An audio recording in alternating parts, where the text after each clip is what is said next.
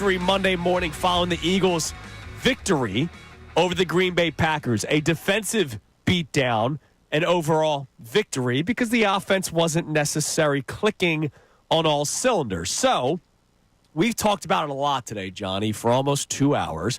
And we've been a lot more, I would say, reasonable than a lot of our texters. I think the evaluation of the game, I would say, is fair. And Kristen says it here. 70. You guys have been around 70-30 positive. Yes. I think that's fair. But we have had a lot of text messages that are saying that the Eagles, or that Jalen Hurts, not only was he bad yesterday. Look, Jalen Hurts did not have a great game yesterday. He was efficient. There's still a lot left on the table. Oh, yeah. But we have texters texting in saying that he just straight up stinks now. Not just that he had a stinky game, that he stinks. Well, that's dumb. So let's turn to the real football guy. Uh-oh. Our man Andrew DeCecco joins us for the entire hour. Andrew, good morning. Good morning, guys. How's everybody doing? We are doing Glad to great. have you there.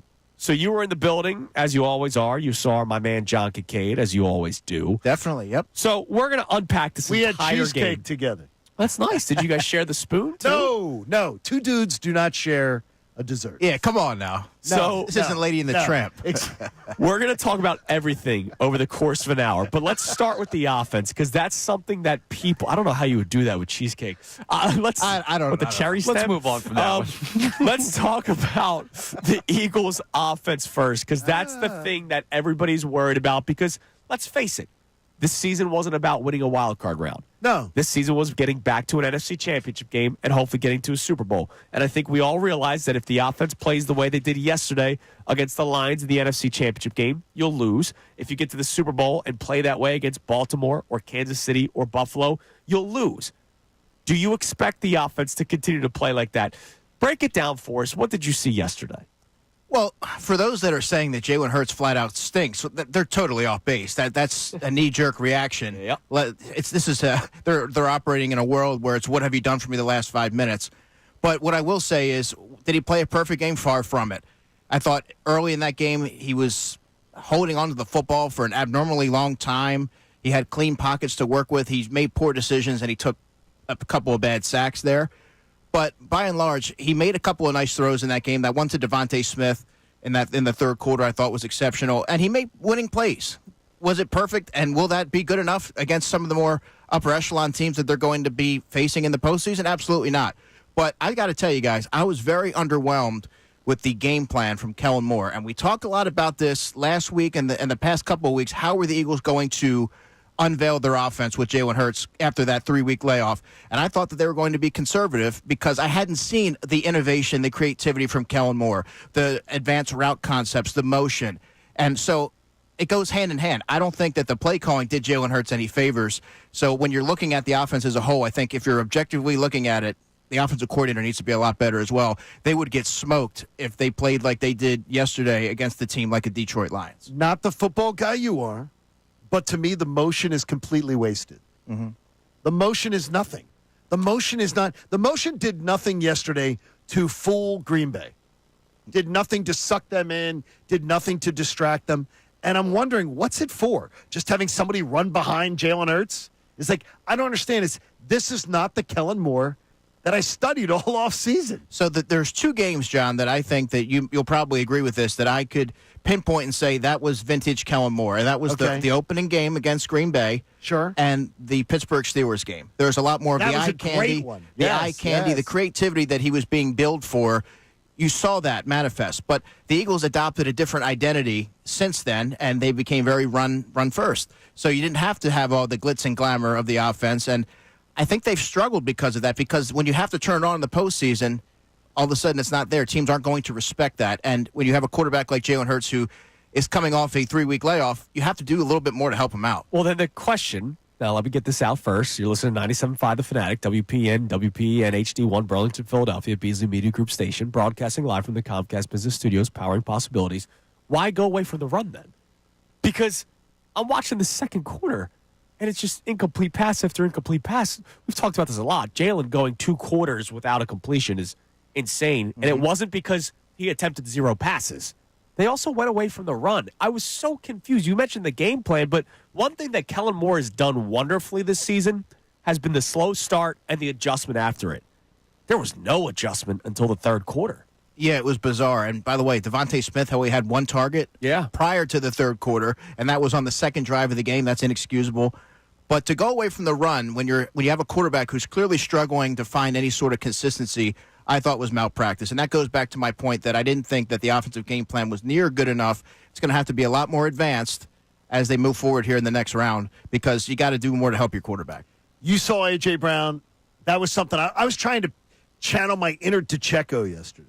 That's a dark place, man. I was watching, and I can't wait to see the All-22 on NFL Plus because I was watching every single pattern that A.J. Brown was running. He doesn't look like A.J. Brown. I think people that's are wondering. Yeah, he doesn't look the same. I think that's a fair assessment. If you think back to the pass that Jalen threw to him, it's a couple feet away. Normally, A.J. is able to dive for it, or because he has the baseball background. He knows how to Willie Mays one of those passes. But it didn't seem to have the same juice. He was out there. He was somewhat effective. Anytime A.J. Brown's out there, you're going to take that because he's an elite player at that position. But, yeah, to me, it didn't seem like he was moving around as he normally does. It didn't seem as fluid. Was he a decoy?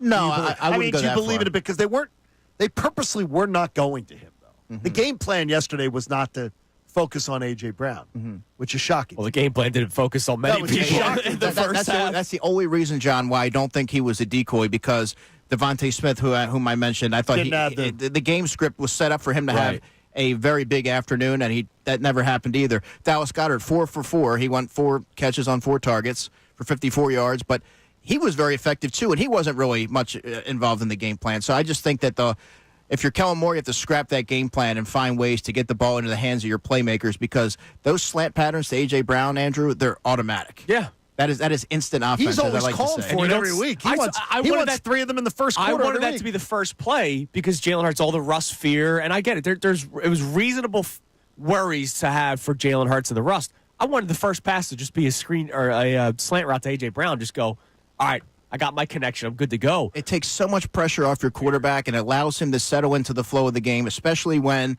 there's all that talk about rust and you haven't played for 3 weeks. Get the ball in the hands of A.J. Brown. That is an automatic route. He wins that every time. Now, last segment or 2 segments ago, we were talking about our feel at halftime. Where were you at halftime? I said game over. Like, I did not think the Packers were going to come back and win that game. No, I also said game over. Like, I was sort of chalked it up just two that the Eagles were going to win that game just because I just agree with Connor. Once I saw that they built up even a somewhat of a significant lead, I didn't think that there was any way that the Packers were going to, the way that they were playing yesterday afternoon, that they were going to be able to claw their way back, barring something unforeseen, because the way that defense was playing, they were nothing short of spectacular. Yeah, I got a lot of you can't do that in Philly, man. What? Barring something unforeseen in a one-score game, you can't. One-score game, but Jordan, anything can freaking happen. Yeah, but at halftime it was 10-0, and they were getting at halftime it was a 2-score game. Connor, in fact, it is. It's exactly that. In a one-score game, anything can happen. But at halftime it was 2 scores. That means twice they would have had to have scored. And they were getting the ball back. And I knew that that was going to be Saquon time. I got you. It's 10-3 in the third quarter. Right. Anything can happen. So if the Eagles are in a one-score game against Mountain Union, like anything could happen in a one-score game? That wasn't Mount Union. It was close. Those wide receivers might have been. No, you don't want to undersell the Green Bay Packers. That's a professional football team. No, I got you. They have a lot of playmakers. But a one-score game is not out of reach. That's absurd. A 9-point game. But for whatever reason, my mind was, the Eagles have this one. This is going to be a slow finish. I mean, that was a slow burn. That game took an awfully long time. Honestly, the only thing I wanted to see in the second half was more life from the offense so that I could feel comfortable moving forward. I mean, that was the only thing I needed to see. It was so long. In the second half was more life. So, ultimately, you're putting it seems like more on Kellen Moore. Jalen obviously needs to play better. We can't absolve Jalen for the game that he had, but especially when you're making what he's making. But I think that if we're looking at it objectively, you have to look at the quarterback and the offensive coordinator because they have to do more to help your quarterback when he's clearly struggling to find any sort of a rhythm. I'm curious to see what people are saying on the text line now that we're woken up a little bit more. Connor, what do we have on the text line? You could text in at 610-632-0975. For the most part this morning, it's been doom and gloom. All right, well, let's go to Bill in Virginia Beach. He's a beach guy. Bring us some sunshine. He says Jalen didn't have a great game, but every time they needed points to stay up by 2 scores, he led a drive to get points. The offense will continue to get better and will be hitting on all cylinders by the time they go to New Orleans. Oh, well, it's got to hit on all cylinders. You're not going to. In Detroit. No, Yeah. it's got to. Yeah. Next week. Sunday afternoon. Yeah, you're right. Sunday Yeah. afternoon, you could be sent home Yeah, if you you don't play want that. like that. Don't talk about 2 weeks from now No, it's gotta what be they better. might do. Yeah. 3 weeks from now. Yeah, it's got to be better next. Come on now. Yeah. And really, guys, that has been a problem all season. The offense has not gotten off to the fast starts. It's been very choppy. If Saquon's not going off or finding his rhythm, it's really hard for the Eagles to generate any semblance of a rhythmic offense. All right, coming up next, so we focus a lot on the offense in this first segment with our man Andrew DeCecco, who joins us for the entire 8 o'clock hour today. Let's look at the defense because, damn, were they dominant yesterday.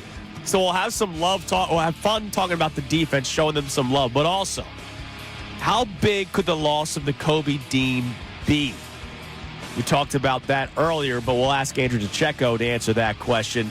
Hey guys, Andrew Salciunas from Kincade and Salciunas. Thank you for checking out all of our stuff on YouTube. Make sure you click, like, subscribe on everything that you see. And of course, you can see everything from our YouTube feed, full shows, interviews, when John's being an idiot, which is like 15 times a day. So make sure you check out all of our stuff on YouTube. We appreciate it.